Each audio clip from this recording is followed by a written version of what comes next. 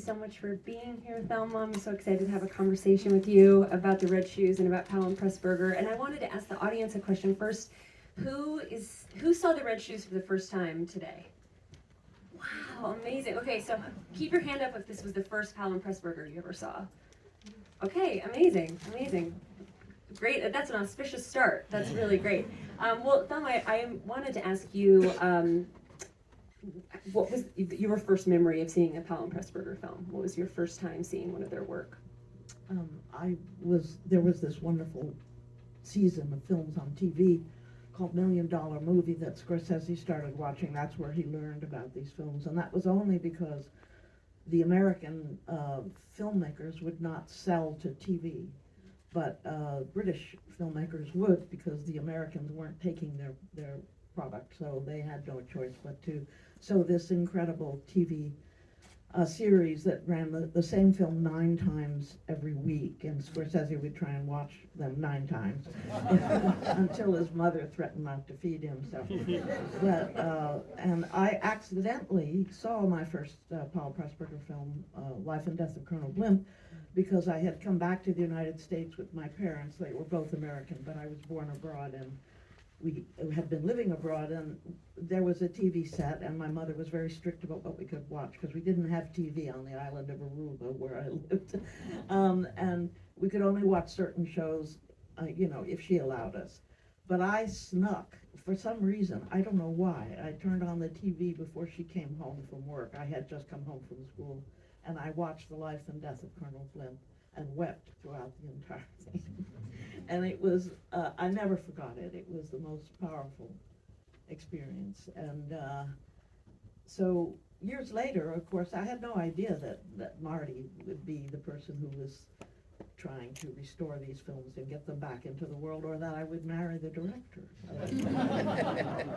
However, actually, I realized I did see the Red Shoes when I was 12 on the island of Aruba. Can you imagine? It came to the island of Aruba? I mean, that shows you how big a success it was around the world. And I was too young then to say anything to my mother about what it meant to me. But I never forgot that one either. And you mentioned in your introduction that Martin Scorsese says the Red Shoes is in his DNA. Does it have that same pull on you? I mean, when you saw it when you were young, and then you've seen it so many times since and worked on it? Yes, absolutely. For Marty, I think it's the filmmaking that is so astounding, and the daring to do a 12-minute ballet in the middle of a movie, which is a ballet to show what she is feeling, and that's the best way for him to have done it. And after his experiments with the composed film on Black Narcissus, he really wanted to go for broke with this one and do daring, outrageous things. And so Emmerich was a bit nervous about it, but it worked. And can you tell us a little bit about how you first met Michael Powell and Emmerich Pressburger? Yes, well, Scorsese had been addicting me to their films ever since I met him. And fortunately, we could only see them on TV at that point, but later on when videos arrived, what did we call them then? I don't even know. We didn't VHS, someone else. VHS, yes. Then we could really study them. But Marty had always been afraid to look at I Know Where I'm Going, which is one of the most beloved films of Powell and Pressburger, set in Scotland. It's the most romantic one, the only romantic one, really. And so he came to work. We were cutting Raging Bull, and he said to me, "I've just seen another Powell Pressburger masterpiece that I didn't want to see because I was afraid I wouldn't like it. And I couldn't stand it if I saw a film of Powell and Pressburger's that I couldn't like." And he said, "It's a masterpiece, so I want you to go and look at it right away." So he let me stop working on the edit. And I went and looked at it and agreed, of course. So.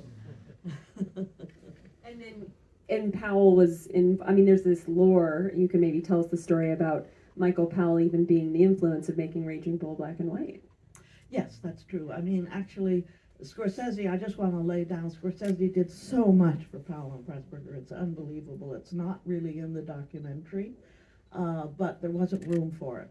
He, after he found Michael, he did everything he could to promote the films and bring them back and bring Michael to America.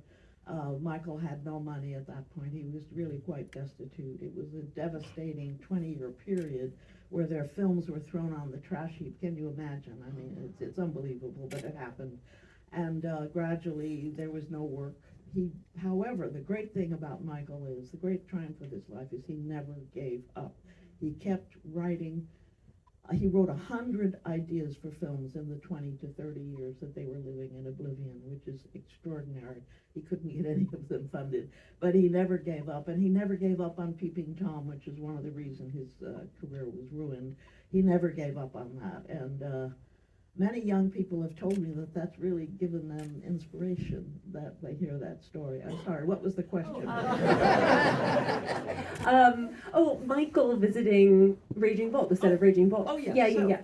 So when the wonderful moment when Marty finally met Michael and was babbling away to him about how did you do that shot, and he knew every shot that Michael had ever taken.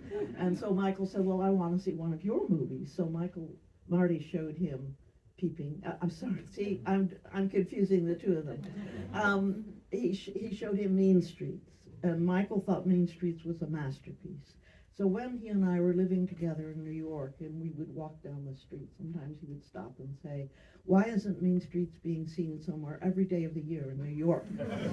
I couldn't answer that question, but so when one of the many trips when Scorsese brought Michael to New York, this was actually the first retrospective, which was done by the Museum of Modern Art way back, and he had by then entered Peeping Tom into the New York Film Festival. He had gotten Peeping Tom reissued.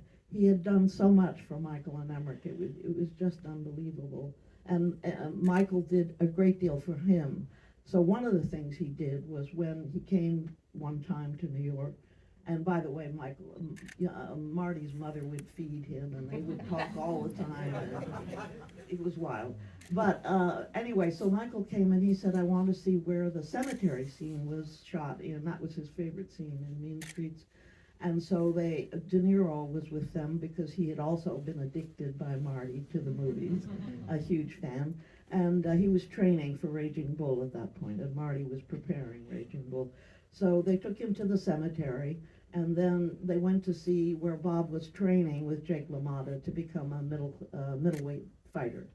And Marty was looking at the videos and deciding, the ideas of how he was going to choreograph those incredible fights with the amazing camera moves and things. So he was thinking about that, and Michael was watching, and he said, there's something wrong about the red gloves. And Marty said, you're right. I used to watch these movies with my father, the fights. They were called kinescopes. I don't even know what that is. But they were black and white coverage, very crude coverage of the fights. And he decided at that point that's what he really wanted to do, was shoot it in black and white.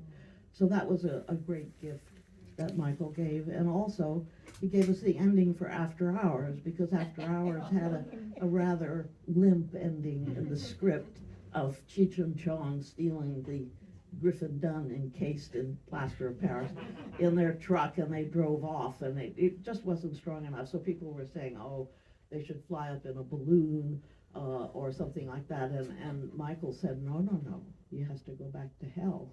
He has to go back to the scene we met him in the beginning, where he's an aspiring writer wanting to write the great American novel, and he's teaching someone how to use a computer, and it's a very bitter thing for him. So Marty shot a scene in which the caravan, the truck wheels around a corner, the plaster of Paris sculpture breaks open on the street, and Griffin Dunn emerges and goes back into where he was when we first saw him.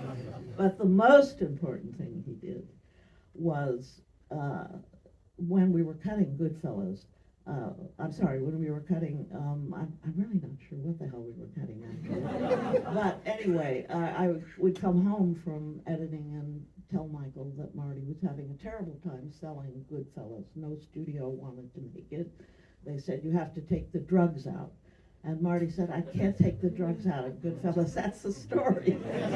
So, and he was getting rather upset about it, and I told Michael that, and Michael got very upset because he was fiercely protective of Marty's artistic freedom because of what had happened to him with Peeping Tom, and he never wanted Marty not to be able to do what he wanted. So he said, his eyesight was going at that point. He said, read me the script. So I read him the script, and he said, get Marty on the phone, and I did. And he said, Marty, this is the best script I've read in 20 years. You have to make this movie. And Marty went back in one more time and made it. And Michael never lived to see it, unfortunately. But it was an incredible moment. Can you imagine if Goodfellas had never been made?